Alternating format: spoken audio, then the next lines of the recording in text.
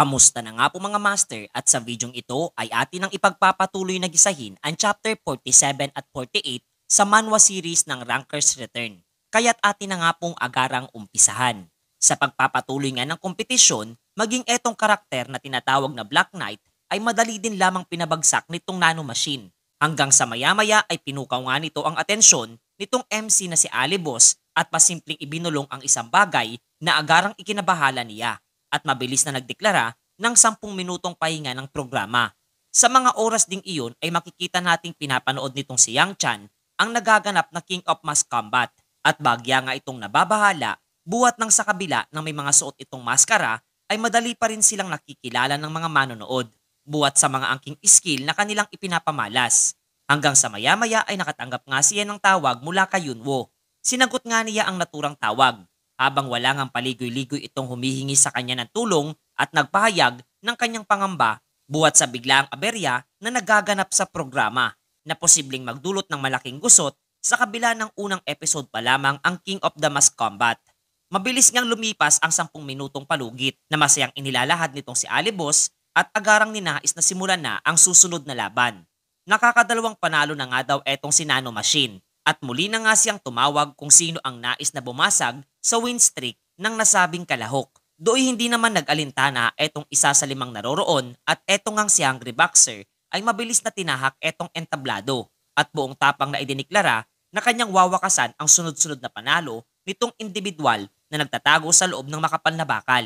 Dagdag pa nga niyang tinitiyak niyang matatalo ito at wala siyang planong ikubli pa ang kanyang pagkakakilanlan habang nagpapakita ng intimidasyon sa kaniyang magiging katunggali. Wala namang inaksaya pang panahon etong si Alibos at agarang idiniklara ang pag-uumpisa ng laban sa pagitan nitong dalawang kalahok. Gumawa na nga ng fighting stance etong si Hungry Boxer at walang ano-ano'y mabilis na tinahak ang direksyon nitong si Nanomachine. Nagpakawala nga ito ng napakabilis na kombinasyon ng suntok na kumonekta naman sa katawan at ulong bahagi ng kanyang katunggali. Payag pa nga niya na batay sa kanyang pag-aanalisa sa mga naging unang laban nitong may maskat na robot ay kaniyang natukoy na ang individual na kanyang kinakarap ay walang iba kundi si Daniel. Ngunit laking gulat nga niya nung kanyang namalayan ang isang bahagi ng kanyang kasuotan ay nahiwa nito. Gayon din seryosong nawika nga nito na hindi siya si Daniel at siya nga daw si Nanomachine. Mas lalong naging seryoso na nga etong si Hungry Boxer at imposibleng magkamali nga daw siya ng kanyang hinala buhat nang wala siyang ibang kilalang ganun kahusay pagdating sa paggamit ng espada. Ayon nga rin sa kwento na ang individual na tinatawag na Daniel ay isang German na siyang tumatayong guildmaster ng Tramkorps Guild at ang may hawak ng ikalawang ranggo sa buong larong arena. Subalit para nga dito kay Hungry Boxer na kahit ganun pa ito kahusay ay alam nga daw niya ang isang bagay na pinakakahinaan ng nasabing individual at ito nga raw ay ang pangtatrash talk. Sinimulan nga niya itong laitin ng kanyang pisikal na kaanyuan na malamang nga daw ay magbibigay dito ng pagkayamot at masisira ang kanyang composure. Patuloy pa nga rin itong binibigyang diin naman na siya nga raw si Nanomachine na bagyang ipinagtataka nitong si Hungry Boxer buhat nang hindi nga daw ito kumakagat sa kanyang provokasyon at tila ba nalagpasan na ang kanyang pinakakahinaan habang nagsimula na rin gumanti ng kanyang matatalim na mga pag-atake. Plano nga nitong gamitin ang kanyang Crescent Moon Slash na mabilis namang nailaga nitong si Hungry Boxer at mula sa ere ay plano nitong gumawa din ng kanyang signature na abilidad at agad na nagpakawala ng kanyang napakaraming suntok mula sa itaas na bahagi patungo sa kinaroroonan nitong si Nanomachine. Nakilala nga niyang iyon ang tinatawag na Mascherano's Punching at bagyang nadismaya sapagkat higit pa nga raw dito ang kanyang inaasahan kasabay ng pag-counter niya sa mga suntok nitong pinapakawalan. Hindi nga rin ito inaasahan at magawang paniwalaan ni Hungry Boxer buhat ng kung saan nga raw patungo ang kanyang mga kamao ay sinasalubong naman ito ng espada. Di nga siya makapaniwalang ganito nakataas ang antas ng abilidad nitong tinatawag niyang Daniel sapagkat para nga sa kaniya ay iisang manlalaro lamang ang alam niyang may sapat na kakayahan na isagawa ang ganitong pamamaraan at ito nga ay walang iba kundi ang tinatawag na Miligad. Hindi nga siya makapaniwala na magagawa ng maabot nitong si Daniel ang level ng naturang manlalaro at dahil sa kawalan niya ng focus ay siya namang sinamantala ng kanyang katunggali at nagliang tinapos ang kanilang laban.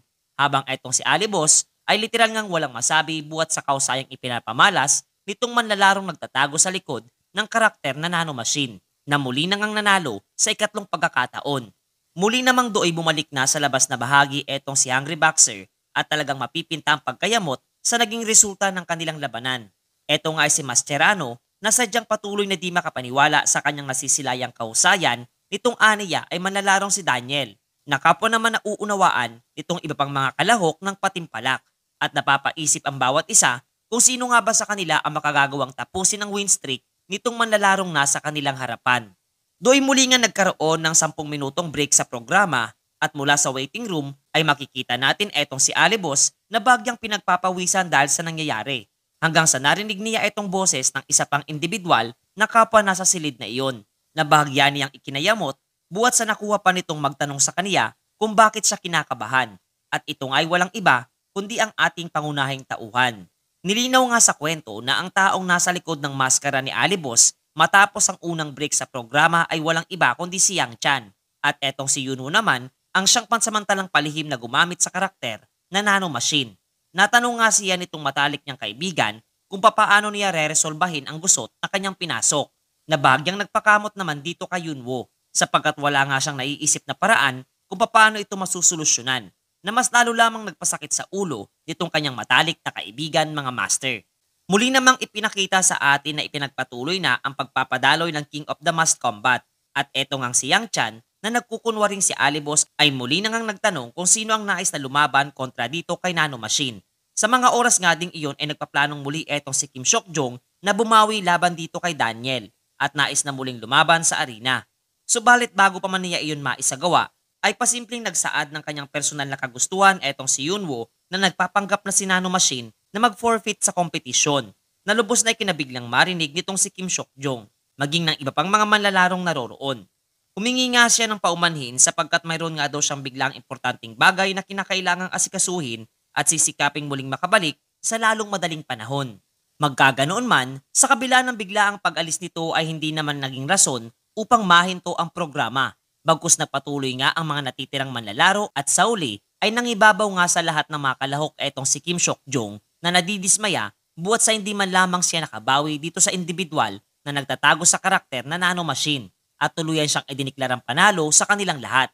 Nasambit nga din niya ang pagkabagot sa naging daloy ng laban, na agaran din itong binawi at isinaad na malamang nga daw ay mas magiging kapanapanabik pa kung sino ang mga manlalarong makikilahok sa susunod na episode. Tinawag na nga rin itong binata ang ibang mga kalahok at kagaya ng naunang napag-usapan ay kanila di umanong ipapakita na ang tunay nilang itsura buwat nang sila ay natalo sa naturang patimpalak, magmula kay Ryan na nagnanais na muling bumalik at patunayan ang sarili. Gayon din etong sina Carrie at Milo na wala man lamang naging highlights sa kompetisyon. Sumunod naman si Mascherano at ang pinakauling karakter na nagtatago sa kasuotan na Nanomachine na walang iba kundi si Daniel, na muli ngang humingi ng paumanhin buwat sa daglian niyang pag-alis, na ayon pa nga sa kaniya ay masasagot din ang lahat ng mga katanungan sa kanilang isipan kung bakit niya isinagawa ang bagay na iyon pagkalipas ng 2 araw. Nagbigay na nga rin ng senyas etong staff ng programa para kay Alibos na do'y tapusin na ang naturang palabas, na kapaagaran niyang sinunod at tuluyang sama-samang nagpaalam.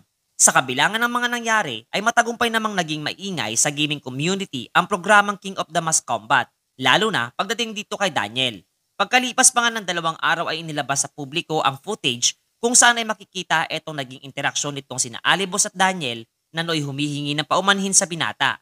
Buot ng kinakailangan nga daw niyang asikasuhin ng isang napakahalagang bagay at ninais na pansamantala munang umalis sa loob ng 1 oras at kasabay na iniwan etong si Yunwoo na nooy naguguluhan sa kung ano ang dapat ng isagawang pagpapasya. Masisilayan nga sa footage na lubos siyang napapaisip hanggang sa napagpasya nitong pumasok sa isang silid at sa sumunod na senaryo ay pinakitang lumabas dito ang isang individual na suot-suot ang kasuotan ni Nanomachine. Ang video nga na iyon ay literal na mas lalong nagpatindi sa interes at kuryosidad ng mga manonood hinggil sa abilidad nito si Daniel, lalo na't imposibleng ganoon na lamang kadaling matatalo ang isang top-rank player sa larong arena kagaya nitong si Mascherano, habang ang ilan ay iniisip na marahil ay edited ang nasabing clip na inilabas.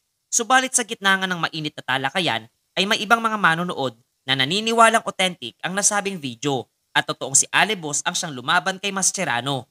Sa lahat nga ng mga nangyayari ay masayang-masaya naman etong si Yunwoo sapagkat maliban sa naging maganda ang mga labang ipinamala sa programa ay mataas din ang rating na nakuha nito ng higit pa sa kanilang inaasahan. Nagtaka nga rin siya sa kakaibang ekspresyon ng pagmumukha nitong si Yang Chan na ipinapakita sa kanya ang mabilis na pagdami ng kanyang subscribers sa kanyang channel na umabot na nga ng mahigit 5 milyon at maging siya ay labis nga rin nitong hindi inaasahang mapag-alaman.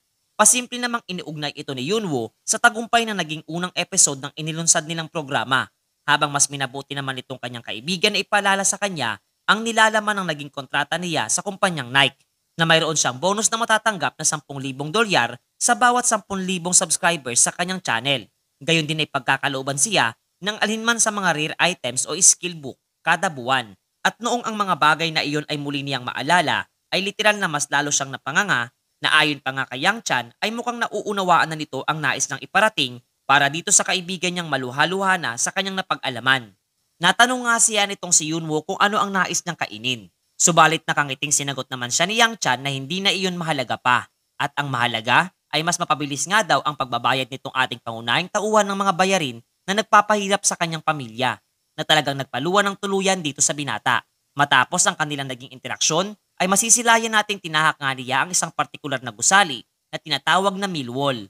Masaya nga niyang nasambit na hindi niya sukat akalain na darating ang panahon na ang malaking pagkakautang ng kaniyang pamilya ay mabibigyan din niya ng solusyon, at ninais na ito ay agarang isagawa mga master.